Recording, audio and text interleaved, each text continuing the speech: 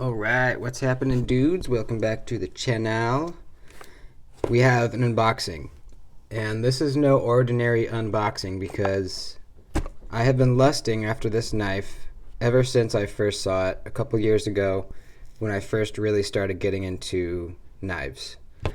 It's a grail knife for me, and I finally was able to find somebody to do a trade with for it.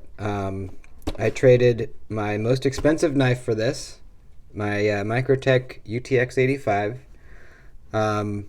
This is the exact version I want. It's just everything I've always wanted. And I hope it's legit. I made this deal with a guy on Reddit on the Blade Swap, but it was just in the comments of a post, so it wasn't like a legit listing. So the guy seemed legit, but I'm a little nervous just because I traded an expensive knife for this. I just hope it's not a clone or he sent a different knife or something like that. I'm sure it's fine, but I'm a little nervous. Let's freaking get into it.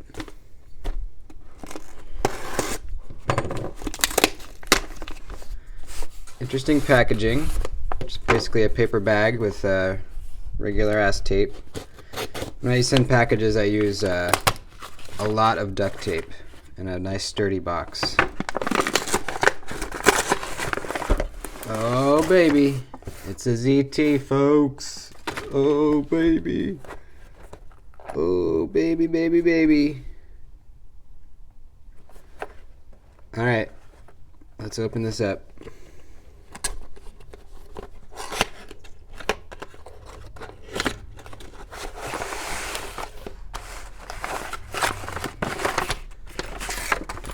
In a CVV pouch. Okay. Oh, baby. The ZT0562 in titanium, baby. Oh, man. It looks like the real deal. I did some research on how to spot a clone, and this looks like the real deal to me. Yeah. Oh, man. So, this is a Rick Hinderer designed knife. It is basically the same knife as a Hinderer XM18. There's some other qualifiers on that. I forget exactly what it is. I think it's like a no-choil slicer grind, I believe. It's an exact, it's basically the exact same knife, just a couple different materials. And there's a couple differences like the clip and the hardware and stuff. But it is the exact same knife in every other way. It's the only difference is that this was made by ZT, although Rick Hinderer did work with them to design it. It wasn't made by Rick Hinderer, but it's his design, and ZT made it. So, this is not my exact grail knife. My real grail knife is the Hinderer XM18 no-choil slicer grind. But on my budget, this is as close as I'm going to get to that, at least for the foreseeable future. I will eventually get a real Hinderer, but for now, I am just super, super stoked to have a Rick Hinderer design, and a full titanium one, no less. So let's give this baby a flip. Oh, man. It's big, dude. It is big. Oh, man. Let's check the action. Wow. Really good action. Oh, man. So I do kind of hit the D10 a little bit on closing. But if you just put your thumb farther back, you'll get right past that. Wow. The action is really good. Listen to that D10 click shut. Oh yeah. I love a nice, snappy, strong D10. Oh yeah. This is the real deal. I'm so freaking happy. I'm so freaking happy, man. So, let's talk about the knife a little bit. Um, it's a big, beefy, full titanium frame lock.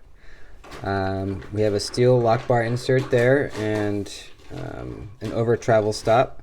I believe Rick Hinderer has his own name for the over travel stop. I forget exactly what it is. But it's basically just an over travel stop. I think it's, lock bar stabilizer, I believe is what he calls it. And it does have supposedly another function besides just being an over travel stop. It somehow stabilizes the lock bar. I'm not sure if this knife has it, but Hinderer Knives does. We have all black hardware. We have black barrel spacers here. We have the signature kind of upswept flipper tab that you see on Rick Hinderer knives. And we have external stop pins as well. Well, is that touching? I can't tell if it's touching the internal stop pin or not. Well, maybe it is. Let's see. Yeah, I think it is. Well, maybe not. I don't know. It's hard to tell. Regardless, it has external stop pins. So these are not actually thumb studs here. These are actually the stop pins. And they cradle right into this area here. You can see in the open position, the lock bar engages, and these stop pins are braced up against the frame here. And that just creates a really strong lockup. You know, you can't really use these to flick it out. I thought maybe I would be able to, but no, the detent's too stiff. Man. So it's kind of an interesting grind too. He calls it a slicer grind, and from what little research I've done, the way that it's ground is the thickness behind the edge is consistent, the full length of the blade. And that's basically all I know about it. Correct me if I'm wrong.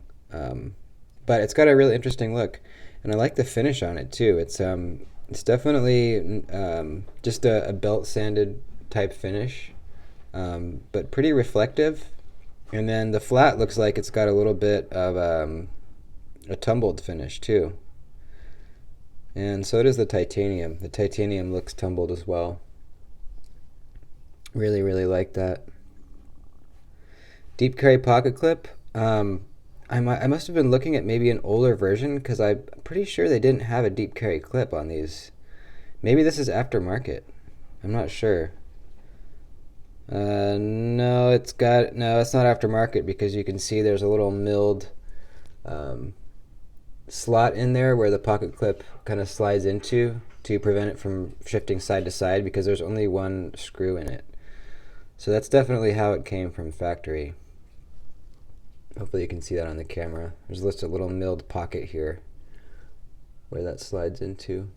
It's a cool design.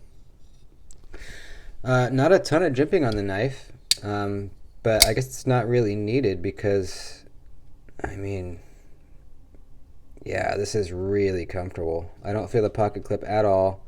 I feel super locked in, almost kind of like on the Manix 2. I like how this flipper kind of curves down and just cradles your finger there. You know, bracing up against it this way, nothing's poking me. It's really, really comfortable. We are looking at a blade steel of a 20 CV. You can see right there, USA, CPM 20 CV, Hinderer design, the 0652 tie, and it's got a serial number as well.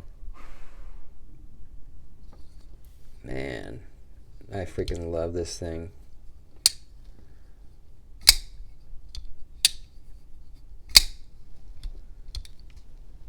Yeah, that D10 is a little late. What I mean by that is usually, or at least not usually, but on some knives, you disengage the lock bar, and then that detent is really soon. So as you let the blade fall and hit your finger, you're already past it. So when you take out your finger, the blade just free falls down. But on this knife, it's a little late, so when it hits your finger there, you can see you're still at that detent. I'll get used to it. You just have to put your thumb farther back here to let the blade fall farther, and then you're past it. Man, I'm so freaking happy to finally have this knife, man. I've almost bought it so many times and then thought better of it, you know. It's a lot of money. This version is $300, and there's also a carbon fiber version where this show side scale is carbon fiber. Or is it carbon fiber or is it G10? I can't remember. But that version is $280. So $20 more, you get full titanium. Are you kidding me? Unless you're trying to cut down on weight, that seems like a no-brainer. The detent's nice and strong. This thing just flips out with authority. I wonder if I can fail it. Probably. Maybe not. I don't know if I can fail it. There we go. Or no, my finger was on the lock bar. Here, let me do it again. Yeah, I can. I really got to be trying, though. This thing flies out super reliably. You can do the light switch or push button. Both feel pretty good. Yeah, there's no way you can reverse flick it. These stop pins are just too shallow and slippery. They're just not meant for opening. This is a flipper-only knife, which I don't own too many of. I don't think any, actually. Well, besides my Civivi Praxis, I believe that's the only dedicated flipper I have. Got a little bit of blade play. Let's get out my tools and see if we can tighten that pivot up a bit and get rid of that. These knives are typically rock solid, so I should be able to tighten this a little bit and get rid of that. Are we spinning? Yeah. I need to get my other torque set so I can tighten that. It's just spinning right now. I don't know if I can fit. Oh yeah, I can actually go up a size and that fits in there. So let me see if I can do this.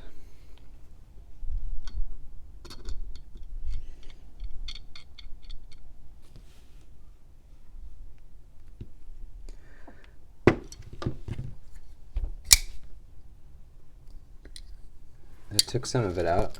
Let me get my other driver here.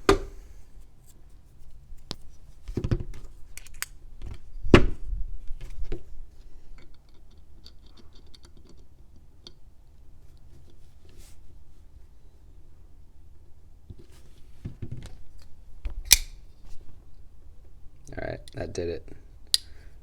No more blade play, but it's a little bit stiffer on the action. But I prefer that over having a fall shut action. Action's still really good. Flips out the same. Just doesn't quite fall shut like it did. But that's perfectly fine to me. We're slightly off center now, though. I wonder, let me back it off a tiny bit.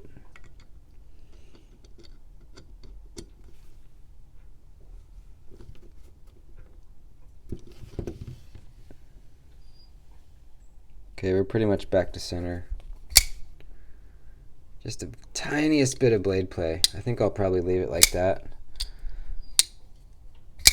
Yeah. Yeah, that's perfect. I might mess with that a little bit later, get it perfect. But, man, I am just freaking in love with this thing. It's really everything that I hoped it would be, honestly. I'm not disappointed with anything on this knife. Action is great. Blade is beautiful, man. Look at that. Just beautiful. Love the blade shape.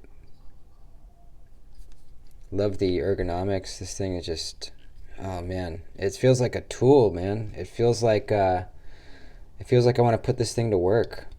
I want to start doing work with this baby. That's what it's built for. This thing is, it's a really tough knife. It's got really great blade steel, really comfortable. This thing is just meant to slice, cut, whatever you need to do. This thing can do it. Man. Alright, I'll stop gushing. I'll carry this baby for a couple weeks, week or two, and then I'll do a full review on it. I can't wait to start carrying this thing every day. Super duper happy. Alright, Grail knife acquired. Thanks for watching, guys. I'll see you in the next one.